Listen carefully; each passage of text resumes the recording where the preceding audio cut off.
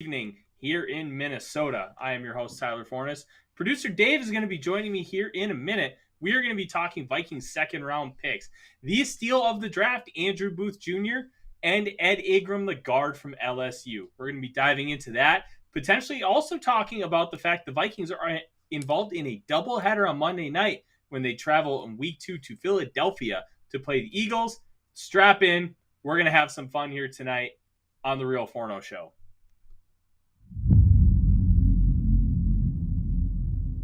Welcome to the Real Forno Show.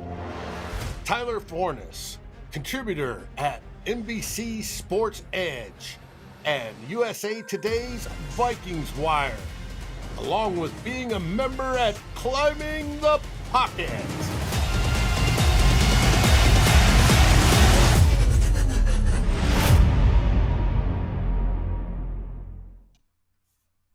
Boom! Welcome everybody to the Real Forno Show. I am your host Tyler Forness. With me, producer Dave. Here, we're gonna get this right this time, and I still use the wrong finger. Wow! I'm eventually gonna point to you correctly, Dave. Viking Jerome, welcome to the chat. It is a Skull Monday. We are here to turn your Monday purple. And Dave, we are going to continue talking about the NFL draft because we are going to give in-depth breakdowns of these players better than just about anybody else. And I know you are excited tonight, Dave. Oh, yes, I am. About a big round belly. Yes, very well. But hey, how are you doing, my friend? It was a nice, relaxing weekend for me. I hope you got to do the same. I was having fun. As I showed you in the preview, I worked on roll-in for Two Old Bloggers. We had the Two Old Bloggers show on Saturday, which went extremely well. We will continue this next Saturday on those lines. So it was a good weekend. I got to play. I got to create. Hey, I even downloaded and created a whole bunch of pictures for this show. Why? Because I love big round bellies. Yes, you do. And Nick, I'm sorry that you had such an awful Monday. But we are here to try and turn that around because we're going to be talking the future of the Minnesota Vikings in Andrew Booth Jr. and Ed Ingram, the 2 second-round picks that the Vikings maneuvered throughout the draft in order to get. What was really interesting about the Vikings' first 7 selections were picks that they did not have going into the draft. They acquired all of those picks during the course of the draft, and that honestly is what's incredibly fascinating because Kwesi, and you'll be able to read this article here coming up soon that I have coming out for a publication called Let's Play Football. He decided to just become the evolved form of Rick Spielman. He was more than happy to trade and maximize capital and try and get volume. But instead, one thing Rick Spielman never did was be aggressive early and then also continue to trade back throughout the entirety of the draft. He never did both together. It was one or the other. You might argue that he did when he traded up for Teddy Bridgewater. But he didn't spend the entirety of the rest of the draft trying to trade back and accumulate picks. My point is he did one or the other. He never did both together. And that's what Kwesi did here. He did both. He traded back to accumulate picks, and then he got aggressive to go get the guys he wanted. And went back up. And, yep. And with both Andrew Booth Jr. and Caleb Evans, what I found really interesting is that they were both corners. He traded up for cornerbacks, almost like the ghost of Mike Zimmer was controlling Kwesi, like Plankton and SpongeBob controlling a robot.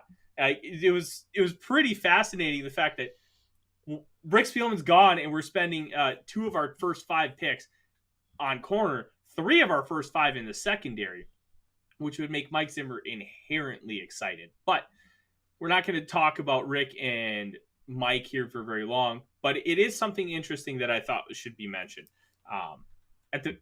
Honestly, Andrew Booth Jr., I was very impressed. If you read my piece about him for the Vikings Wire, then you know exactly how impressed I was. Dave, why don't you tell me your initial thoughts of Andrew Booth Jr.? My initial thoughts is he's one of the best corners in the draft. I thought out of the top 2, right, if you go into that second tier below them, he was in that tier. Now, my impressions are that we learned after the fact. He had been injured since like junior high or whatever it is. He's had core surgery for a sports hernia, which is the most common surgery in sports. It's not a big deal, but he had it. Same injury as Darisaw. Hopefully, I think he's already had the cleanup surgery. You have the initial surgery, then you have a cleanup surgery, and that he'll be perfectly healthy when it comes to rolling into the season. I think he already is, but he will be if he's not. And if he's that good playing hurt, I can't imagine what he's going to be like when it comes to playing healthy. And the dude is already lightning fast. So to me, this rings loudly of probably steal of the draft. And we haven't said that in a while, but I think Booth has the potential to be a premier starting corner in this league for a long time. And I hope the injury bug goes away and he's golden. We will find out, though. My question leading into the show, along with my boy Ed Ingram, is, are we expecting these guys to start?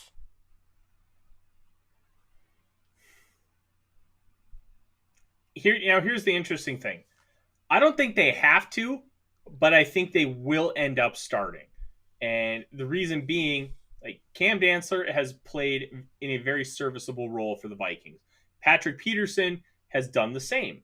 Neither one of them have been outwardly great to the point where, like, oh, they're entrenched as the guy. Andrew Booth Jr. with a really good camp can come in and take one of those starting spots, and I don't think that's out of the realm of possibility. I think with Andrew Booth Jr.'s athleticism, his vision, and just his ability to be really quick and fluid with his movements and his aggressive nature, and that's going to be a theme we're going to see throughout the entirety of this draft. I think that he could start day one. Ed Ingram is in a very similar spot as well. There's a little more competition for him. You have Oli Udoh, Wyatt Davis, Jesse Davis, Chris Reed. There's a lot of guys who want that spot. Ingram is a different type of player than those guys. Jesse Davis, I've talked about before, is a orange traffic cone. He's not very good. Wyatt Davis, we know that there were issues. There was the injury, the weight concerns, and then there was some other stuff that was alluded to me that I don't know what it is, but apparently it was bad enough where it kept him off the field. Chris Reed potentially could be working out at center. There's been some conflicting reports from both Darren Doogie Wolfson, friend of the show, Chad Graff, also a friend of the show. Both of those guys are hearing different things. We've been told that Garrett Bradbury is going to have no competition. We're also being told that Chris Reed has been it's been basically told to him that he's going to be able to compete for that starting job. We'll see when Cam shows up. The more competition, the better. Every spot should have competition. Even quarterback should technically have competition, even if you have an entrenched starter. Why? Competition breeds success. And it tries to eliminate complacency. So if you go tell Kellen Mond, hey, you're going to get a shot at the starting job, he's probably not going to ever win it, at least at this point. But if he goes out and he balls out during camp, and then Kirk Cousins steps up his game because he's like, oh, crap, this guy's playing way better than me. Maybe that there's like the sliver of an outside chance, and then Cousins puts his foot on the gas, and boom, you're fine. Like, competition breeds success, and it's a good thing. Now, will that competition breed long-term success? Will it breed competent play? I don't know that answer yet. But having a bunch of guys who are capable of starting, competing for that role, is something that I am a very big fan of. I agree. And competition will hone their skills, and it pushes them. And when it pushes them, they get better. It's not the same old, same old. It's like, I got to beat the guy, competing for my job. So I'm going to do my hardest. And that shows up on Sundays. We want that. Yes, it definitely shows up on Sundays. And now let's get to the fun stuff. Andrew Booth Jr. And if you read my piece for the Vikings Wire that dropped late last week, you know that I am a big fan. And the only reason that he dropped, in my personal opinion, no athletic testing. The way this guy plays on the field with that sports hernia injury is insanity. He is able to explode forward. He has great ball skills. He has really good vision. His hips are very fluid. He can play in a half turn. He can play true press man. They love to use him in a bailout facet at Clemson, playing a lot of cover 3. So he is used to playing a lot of different coverages. What really impressed me was pairing that athleticism with his tackling. When he sees that it's run, it looks like he's being shot out of a cannon. And then he just goes and attacks in the gap. And that was something that we talked about with Lewis Cine last week. Because when Cine saw that there was a guy about to come through the hole, he would see it and then just explode right through and take out the runner in the hole. Andrew Booth Jr. has the ability to do that as well. One thing that really impressed me, Dave, when watching his film, there was a rep against Virginia where quarterback Brennan Armstrong ends up scrambling. And he's going, it looks like a sweep play almost. He runs out to the right, and then Booth is on has a wide receiver blocking him on the outside. And what Booth does, he stays on the outside, almost like setting the edge like a defensive end. And because he sets the edge, Brennan Armstrong has to kick back inside. He sheds the block, takes him down, makes the tackle in a much easier facet. Plus, if he misses it, he's got help coming from the backside. So adding all those factors together, not only is he playing with intelligence, he's able to physically take care of the ball carrier in space, both of which are fantastic elements. Do you need to be able to do what he did and set the edge on the outside? Not necessarily, because if you play enough inside, you could potentially push him out of bounds because you have a friend with the sideline.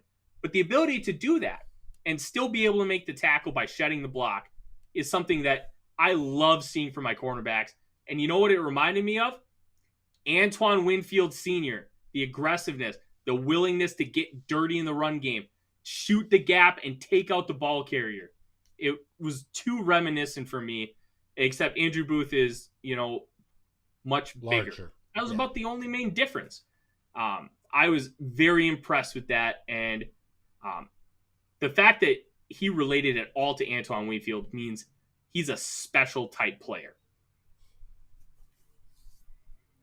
Yep. And now, corners, especially in the 3-4, do have the primary contain responsibility belongs to the edge, right? They're to contain. If they can't contain, they're to push the play out towards the sideline. At that point, the corner is supposed to come up and be contained. And it's either at that point the edge, he turns back into the edge, or the player goes into the corner, plays over. That's the primary responsibility of that style of defense. So if he can play that, and he's not afraid to take on a whole sweeping motion to the outside, whether it be planned or whether it be impromptu by the quarterback, that's a good thing, because the defensive end, back in the day, edge, works in parallel with the corner. That's where they're sort of telepathically hitched, that, hey, I'm pushing this dude out, you come get him. Or the other guy comes up, I'm pushing him inside, he's all yours. That sort of thing, that's what we want to see on Sundays. And if we can do that, and if he's on the side with Daniil Hunter or Zadarius Smith, I want to see that work. I want to see that with the other corners, whether it be Patrick Peterson or Tiny Dantzler. I want to see that sort of symbiotic relationship with the edges and how that defense works. Because in the Donatell defense, that's the way we want, because it keeps them around the line of scrimmage. They're not gaining a whole lot of yards. It's basically a wasted play on the offense. You do that, you get 1, 2, or 3 of them, boom, it's 3 and out. Vikings get the ball back. That's what I want to see that way. In pass defense, the dude, he's not afraid to get physical with receivers. And he's fast enough to keep up and glued to them in their routes. That is a good thing. I think we're going to have a problem in the preseason as to exactly who is going to start. And I think that's a great problem to have. I think so too. And, there's a saying, Dave, when talking about quarterbacks, that if you have two quarterbacks, you don't have a quarterback. That's I not the don't think that case for really, corners. that's not the case for every other position. Nope. In today's day and age in the NFL, you need to have corners. And if Oh, you yeah. have corners, you can do things. And you can play multiple. You can play unique styles of coverages. You can be like, hey, you know what? We have a corner. Basically, it's safety. Lewis Cine can come down and play in the slot. I was advocating for Daxton Hill at the end of the process because his ability to play corner, and he can play on the outside if you need him to. That versatility can make you incredibly multiple with how you play defense. Hey, I'm going to send a wide corner blitz because I know Daxton Hill can go and play on the outside as a corner. That gives you a ton of different wrinkles and nuances that you can utilize with your defense. Having a corner like Andrew Booth Jr. that can play the run, and you can trust him to be a physical, willing tackler on the outside, gives you some of that as well. You can trust your linebackers to shoot gaps better and not play as conservative and spy because you know that there's going to be somebody else to help clean that up. Especially when we get into dime packages and mm-hmm. we got the two great edges, and then it's, the whole rotation of the interior, whether it's run blocking guys or pass pressure generators and stuff like that. And then you'll have two linebackers, Kendricks and Hicks, going sideline to sideline, stuffing any holes that come out that way. But you have blitz opportunities. I think Ed Donatel, we talked about Mike Zimmer being happy about this draft, or would have been. I think Ed Donatel was having some happy time after the draft because he's got to be looking at everything added and going, oh, I can do this. I can do this. I can do this. Gets his assistants in there and go, hey, how do we figure out to do this? We want to do this. We want to do that. Put pressure on him this way. Can we put pressure? Fake pressure this way, go that way. Stuff like that. Disguise coverages. The whole idea that Donatel defense and Booth will play into it is, they set up the same, right? They don't know. It all looks cover two for the quarterback until the snap of the ball. And then just things go. And then the quarterback hasn't a clue what's going on. That's what we want to see. This gives him that tool to do such. Yeah, he's got a lot of tools that are going to be able to help you. And let's kind of continue to move on because I want to give you the platform to really talk about Ed Ingram. And I've got a lot of thoughts as well. One thing that I really saw from Andrew Booth Jr., he's sticky in coverage, and he does it in a few different facets. He's great in press. He's great in zone. He has really nice awareness, and he's got the fluidity. When he's beat, he can make up ground and come back and take care of the ball. So there was a play where he kind of got spun around on a little corner route, and then he was able to shoot down and then get a pass breakup. Like those little things where he's just using his athleticism to make up for his lack of technique in certain plays. Corners get beat. It's the hardest position in football outside of quarterback. And you could argue that corner is harder to be great at than quarterback because of all the different things that happen with a corner. And there's so many, there's pick plays.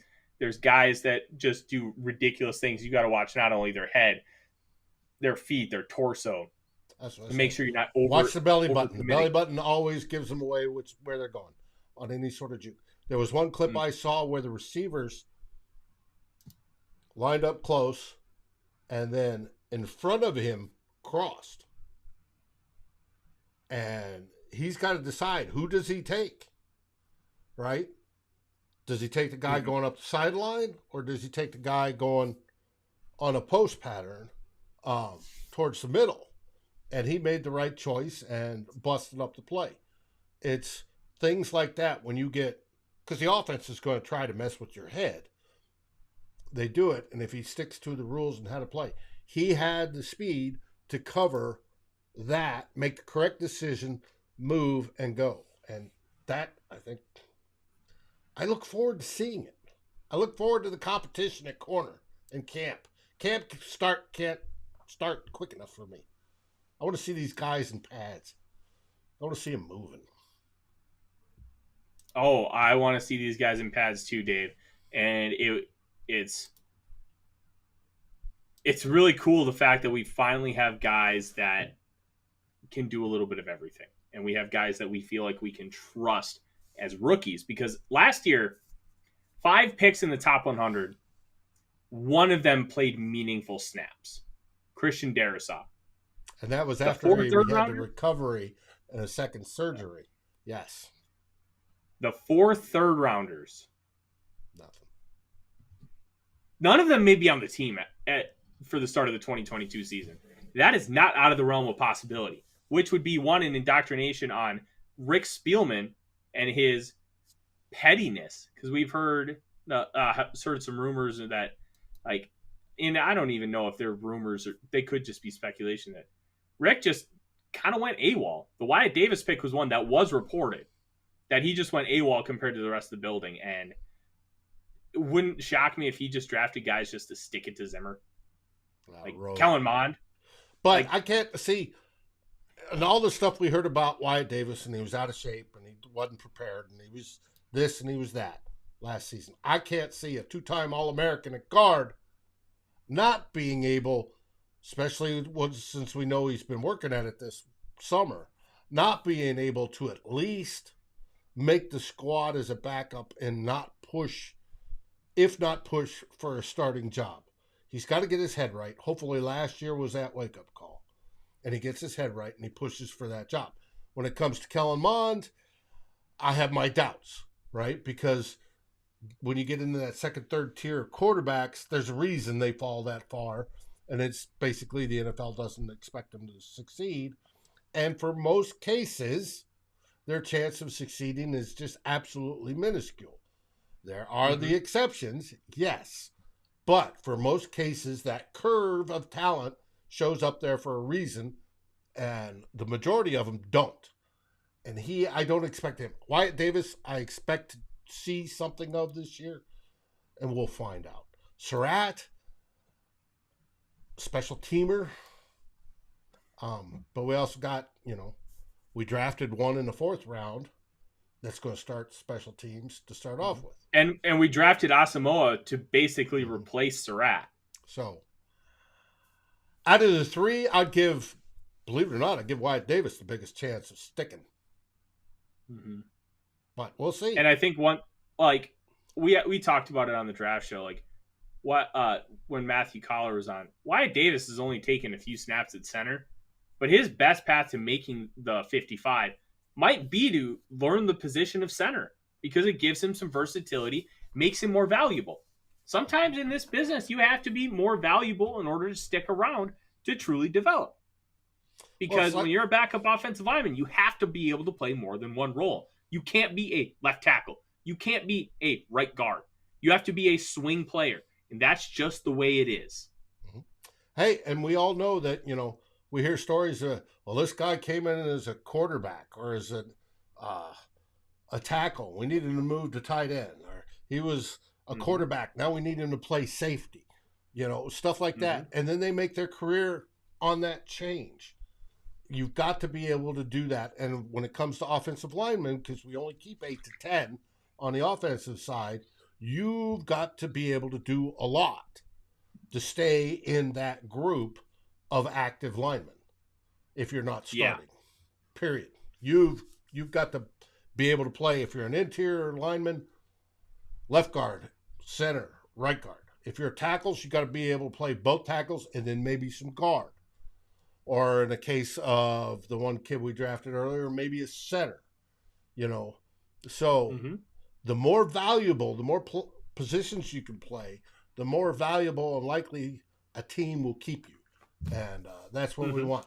The people are talking about Chris Reed competing for center, and we talked about it earlier. Yeah. Doogie swears by it and says he's going to get the chance. I have no idea. That's what I can't wait for camp. You know, And one of the fascinating parts here, Dave, we have a lot of respect for both Chad Graff and Darren Doogie Wolfson, as far as one, their reporting, and two, their ability to get inside information out of TCO Performance Center. So the fact that they're both hearing different things is really fascinating because Graff and Paul Allen, obviously voice of the Vikings on the radio side, has his own show 9 to noon on KFan, the number one talk radio station in the country. They both said that Bradbury has state media, yes. Bradbury is going to be unopposed.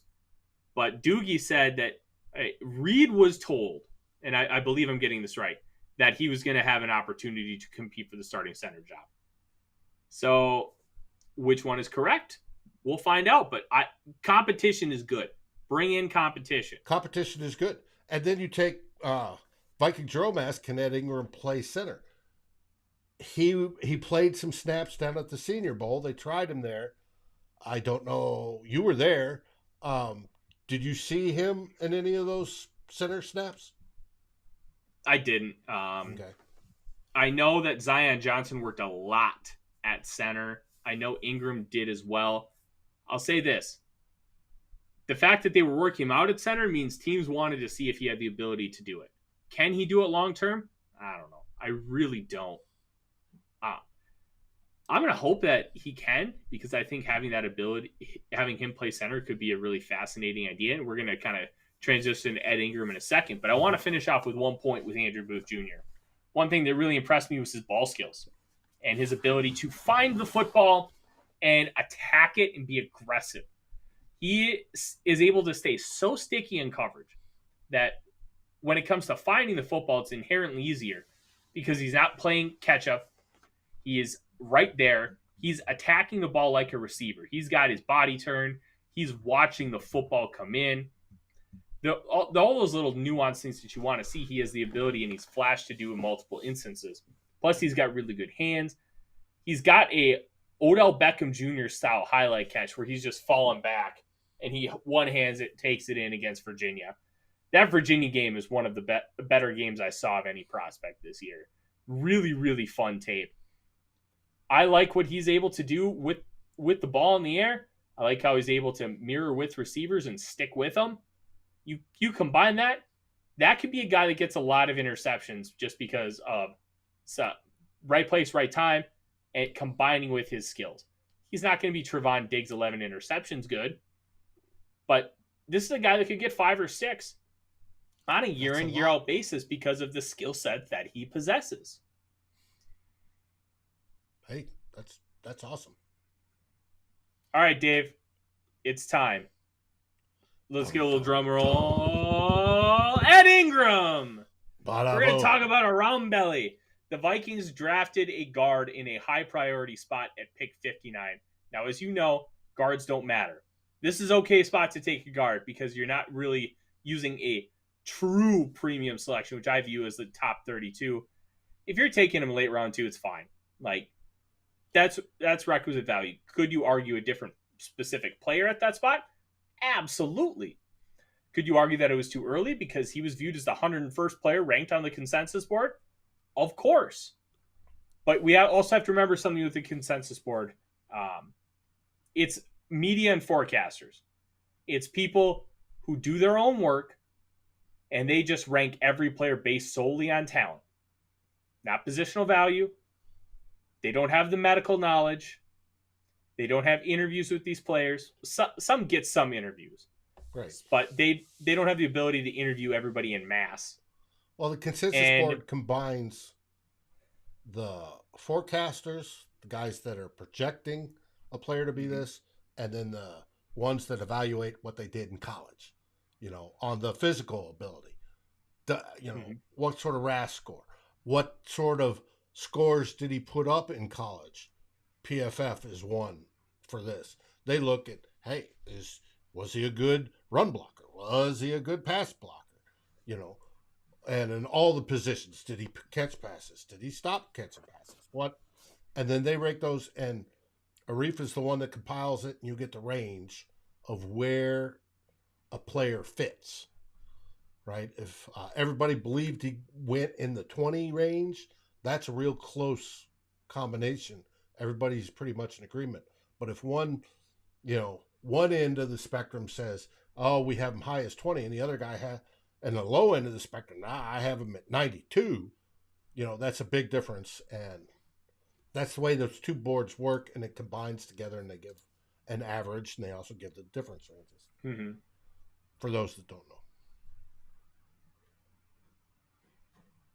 Yeah, it's a really nice tool, but it's also different from what NFL teams are doing, and I think that needs to be acknowledged because, like, the one thing that I was about to say, right, is you kind of went in depth on the consensus board is guys in the media aren't drafting for a specific team. They're not drafting for a scheme. They're not drafting for an offense or a defense.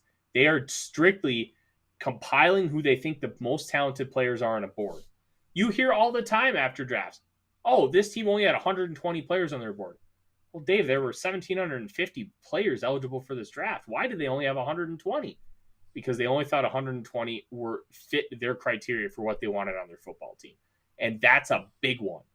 Like, teams are going to have different values, and we see guys taken early or late all the time because of those values. Like, just this year, like, we saw Darian Kennard slip to the 6th round. Most people had him as a 2nd or 3rd round interior lineman that had the ability to kick out to tackle. He didn't make it that. He went way later. Well, like, your there are just so many nuances. Too.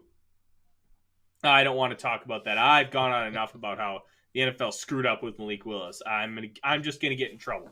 But it's worth noting all these things because we're operating on different planes. I'm operating on, I think this guy's better than this guy and this guy and this guy. NFL teams are just be like, this guy is perfect for our system, and because he is a perfect scheme fit, he might get bumped up a little bit value-wise for the team because he is going to fit perfectly within the system. Like, plus the teams also know more. They've talked to the players. They know their psyche vals. They know more of their backgrounds than all the draft pundits do, right? So they can better make these players fit, and they may value somebody higher than what the consensus draft board has because of that. Yeah, there's a lot of nuance to it, and Ed Ingram, just by the consensus board, was a reach by about 50 players, but we're not going to necessarily dive into that because we just kind of did. But we are going to dive into the player, Dave, and I know you were really excited to talk about him, so I want to hear your thoughts. When you watched Ed Ingram, what were some of the things that stood out to you? Okay. First off, I've got a picture of him in his stance. And I asked this to Darren on Saturday. Is he down there for a run play or a pass play? It looks like his knuckles are down, right? Well, his fingers are splayed. They're out like this. Oh. He's not in a gorilla stance. I would believe that is a pass. All right. You just made a fatal flaw that happens a lot nowadays. Linemen should, and what I love about Ed Ingram is that he's got very, very good technique. And they should never, never, ever show what the play is. All right? A defensive back or an edge or a defensive tackle who's lined up on him is going to be able to tell, is it a run or is it a pass? If the player goes into what's known as a gorilla stance where his knuckles are down and folded in, it's a run because he's not going to back up. Right. And then you've seen too many times where guys are getting ready and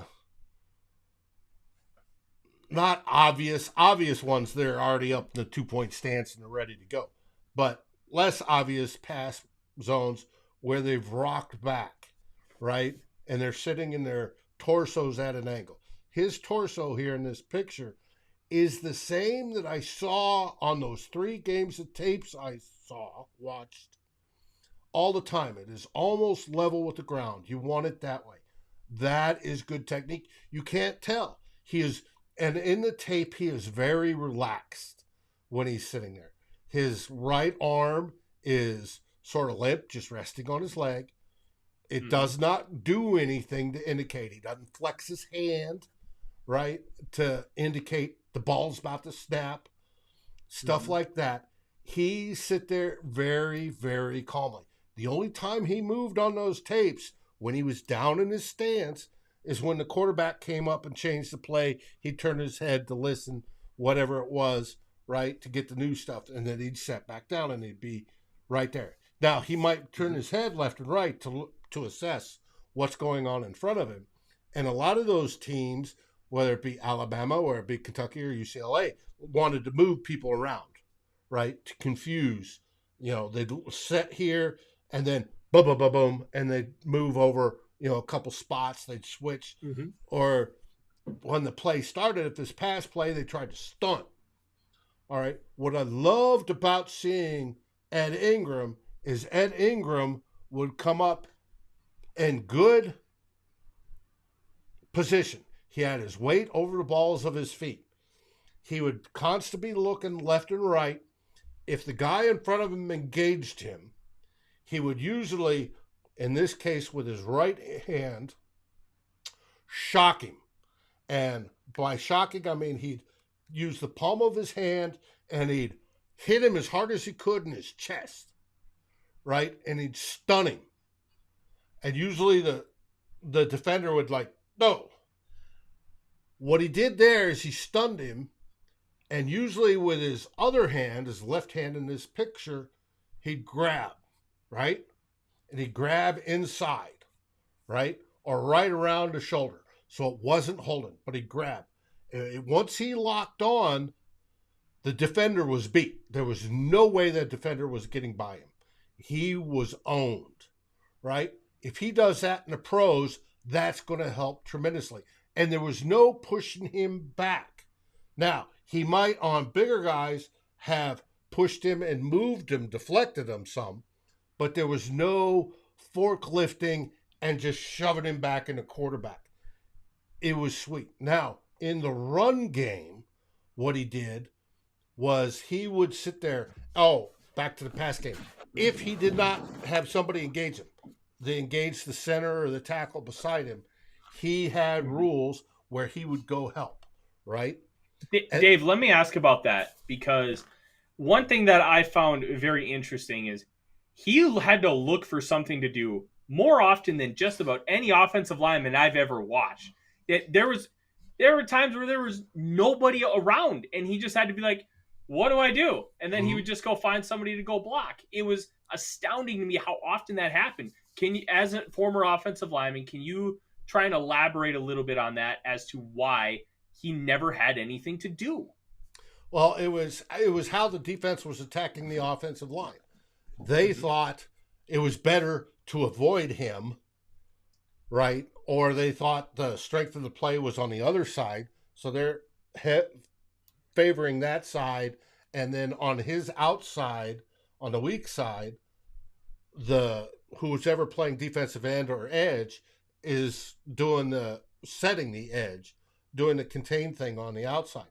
So he was sitting there a lot of times with literally nothing to do. I clipped this picture on one of those plays where the guard and the tackle have guys, right? And they've taken him out of the play, and he's standing there going, all right, where's my linebacker? Because a lot of times a linebacker would fill that, or, somebody, Zimmer did it a lot with, the blitzing linebackers, Barr or Kendricks would come up, and he's looking for somebody to pick up. If there's not, he was constantly doing this to see who needed help. And if he needed to help somebody, he would. And then he had a good silent count in his head for the quarterback. 1 Mississippi, 2 Mississippi, 3 Mississippi, now I'm going downfield. And he would do that. But it was, to me, it was a sign of respect. They didn't want to do it. And it was both Tennessee, Kentucky, and Alabama pressured him the most, right? They gave him the most heck on the game film, but there was times they just didn't want to mess with him, because if you mess with him, you took that player out of the game most of the time. I don't think I saw him got beat at all where he gave up a sack. So, and stunts, Andrew, you are correct. One of the reasons why you're looking like this is a lot of times a stunt, if whoever's in front of him stunting around, say, the nose tackle, right, or not in front of him, is stunting in a different direction going outside, and the other side is stunting around the nose tackle, he's waiting for him to come up. So he's watching, looking, stuff like that. There's reasons why you don't do that. But yes, in the film, there was plenty of times when he was, hey, I'm willing to help. Somebody take me. I want to plunge you into the ground. And it just didn't happen because they wouldn't. And that's not going to happen in the pros. Sorry. He's playing the best of the best in the pros, and that's not going to, he's going to get his welcome to the NFL moment, and he's going to, hopefully learn to deal with it. When it came to running, he was good. He gets push. He, like I said, he loves to latch on. If he latches on, he'll close you off, right? If the back comes around his backside, I have no problem with that. He's not as great at getting to the second level, but he always looks to get to the second level. I think there's a lot there. I think he can win the starting job at right guard. And there's a boatload of competition for that spot. And I mean, we paid Jesse Davis starting, well, the money we paid him, you think he starts, right? Wyatt Davis, I think, has an opportunity. Reed, who's the best of the free agents, if he's not, competing for center, is he going to play over there on guard? And, and Oliudo, I thought, did an admirable job, except for his holding tendencies when he got beat. So it's going to be interesting. But I do think drafting him where he was and what I saw on tape, he's better than what we've had at right guard. And that includes Udo and Josh Klein last year. It's now, whether he starts or not, that's going to be fun to see. I look forward to this competition because it's going to be tough. The depth on the offensive line this year is deeper than we've had it since in probably 10 years. Steve Hutchinson probably, right? Yeah, you're looking that far back where we had that sort of depth. Quality players back to back to back. So, I mean, it's going to be, when they start doing cuts on the O-line, it's going to get a little bit, why are you cutting him? He's good, and I can't wait to watch it. It's my highlight of, training camp, but we'll see. I was impressed with his football. Does he have room to learn? Oh, absolutely. But he's strong. He's fast. He's looking for stuff. Other thing. On pass protection. One thing you don't see coming out of college nowadays. I talked about how his form is good and his weight's over his feet. Watch that film again. On any pass play, you see his feet doing this constantly. He's ready and his feet are doing this, right? They're constantly moving. What that does for an offensive lineman means that not only can he move laterally, that he keeps his balance. So if a defender engages him and he's pumping his feet, he's not going to be over leveraged like happened to Bradbury last year. Bradbury engaged a guy like this. You saw literally the leverage battle, the engineering side, and the defender then pushed him over, right? And you get to a tipping point, and Bradbury went over. Well, if you keep your feet pumping, right, during that, when you come up like this, yes, there's movement left and right, but you never get that over pressure, right? That over, we're tilting you over the center of balance that puts you on your back and puts you out of position. So you have to take an even bigger step to step back and try to recover. Oliudo. Different things like that. And nor do you fall on your back and then give up the sack and, Kirk Cousins is lying there bleeding.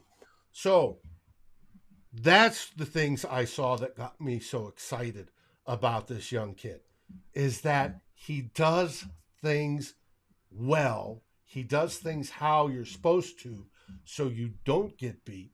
His form is fantastic, and we haven't seen that literally in years. We haven't seen it in years. Ed Ingram just feels like everything that we've wanted from a football player at the guard position, everything the fan base has been begging for the past few years. Somebody who's willing to finish guys, somebody who's good in pass protection, strong hands, sand in the pants, all those things. And then we already addressed the off-field stuff, but that's a big factor in this pick, because with the off-field stuff, that plays into the value. But we won't talk anymore about that. But I just felt it had to at least be mentioned in the realm of this conversation. One question I had for you, Dave, and we'll kind of wrap this show up. With Ed Ingram, I noticed that he was one, really good on stunts, but I noticed that he played relatively upright in comparison to some other offensive linemen. He didn't have a lot of dip in his game. But I didn't necessarily see that as an issue. Did you notice any of that, and do you see that potentially becoming an issue, being that he played a little more upright? No, and in his case, no, because he didn't get challenged down low, and that his position when he's there, he's still bent over when he's defending and he's coming back, but his weight is exactly where it needs to be. The ball of his feet, leaning a little forward, and he's ready to take any blow. And with the feet movement, he can. I don't see him getting stood up for playing high, getting knocked over. When run blocking, it's different, especially short distances. Lowest man wins. You want to stand somebody up. There's ways to stand them up, right? There's ways to get underneath. One obviously is you go under, hit with the helmet slide, shoulder pad, and then you come up, right? Way we used to do it back in the day is we'd come up and we'd forearm shiver and physically hit the guy in the chest and lift him up, right? What he does, because I don't see anybody doing forearm shivers, because honestly, people are too close. If you're doing a forearm shiver, a good defender's on you. He's got you locked. He can move you at that point in today's football. But what he does is, if he's right there, I told you, he's got a deadly, call it a gun, in that right or left arm, where he just goes, bam, right? And he hits you at this length. It's sort of like, Karate Kid or whatever, and he's going 6 inches beyond the board. That guy is not getting beneath him to stand him up. He is now, it serves the same purpose as the forearm shiver. He's now up. And at that point, because he's in such good position and he's locking on with the other arm, he's got you beat. That's why I say I don't see that as a problem in how he plays.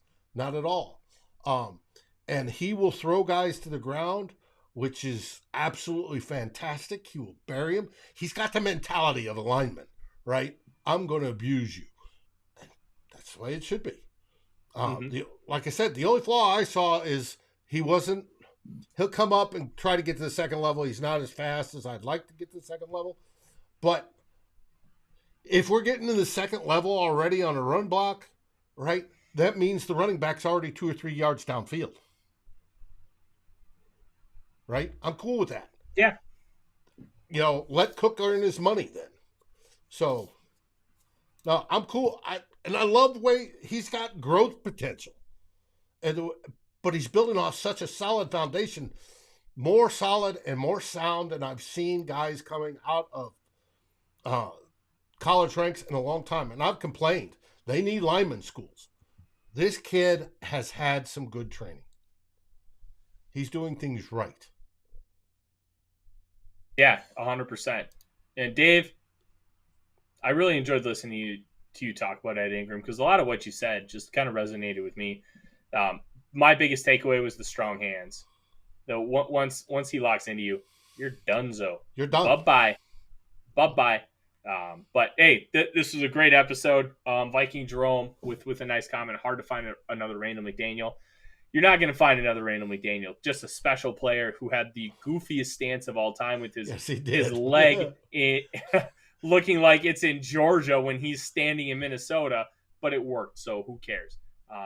Dave, next week we are going to talk about Brian Asamoah and a Caleb Evans. And I'm going to try and get to some more guys as we continue to break down these players and just getting really excited for Vikings football here, not only in mini camp, but training camp, and then to begin the season.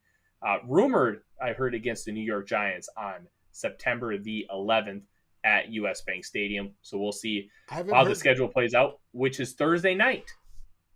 I have not heard that, but yes, Thursday night is the live NFL presentation. The only two games we're sure of right now is Week 4 against the Saints at Tottenham Hotspur, or whatever that new stadium is over in London.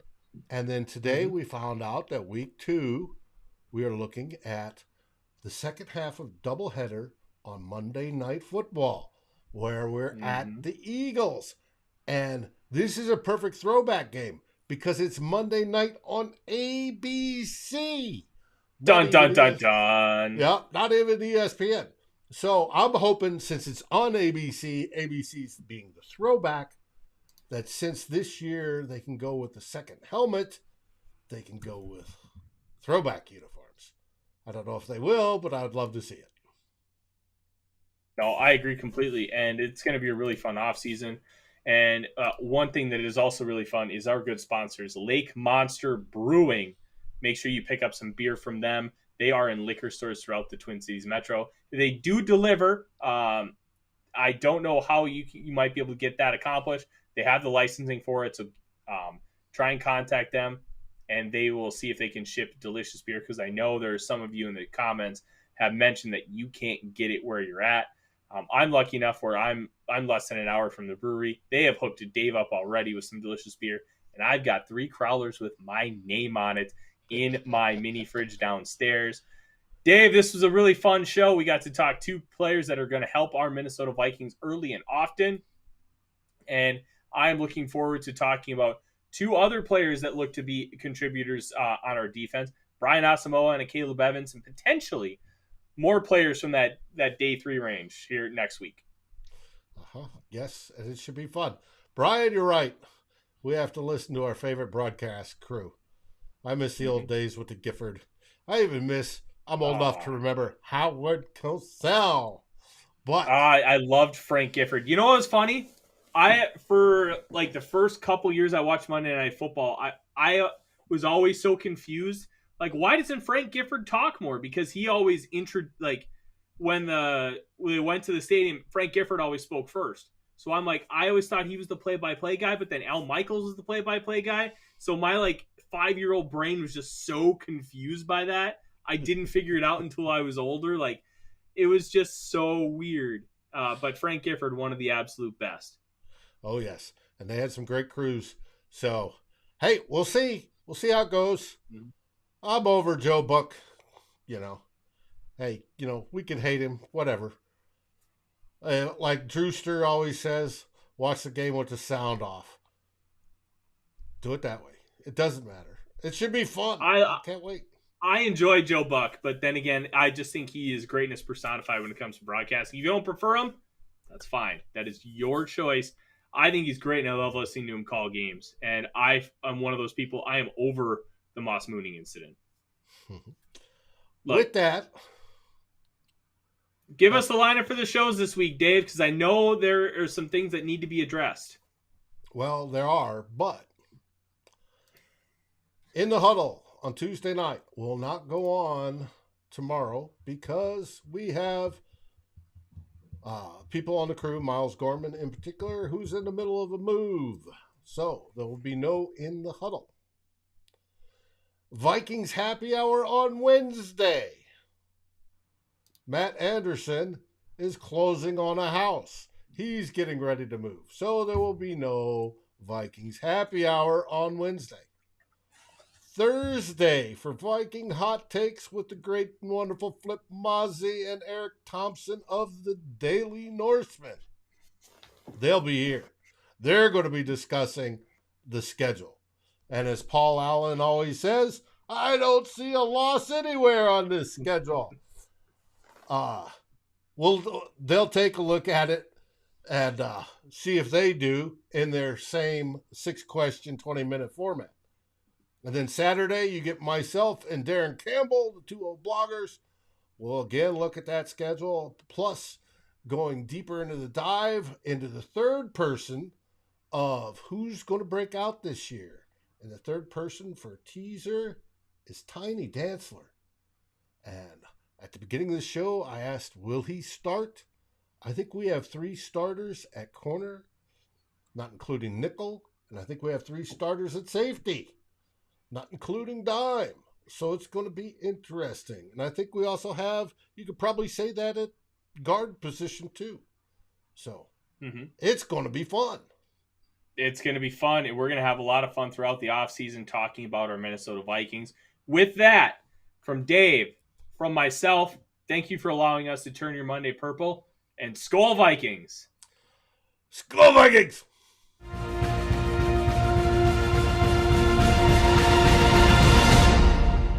Thanks for watching. Like, subscribe, and ring the bell, and rate us on your favorite aggregator. And a special shout-out goes to our partners, The Daily Norseman, where the best Vikings content can be found, and to Lake Monster Brewing, home of the best beer in Minnesota. Skol, everybody.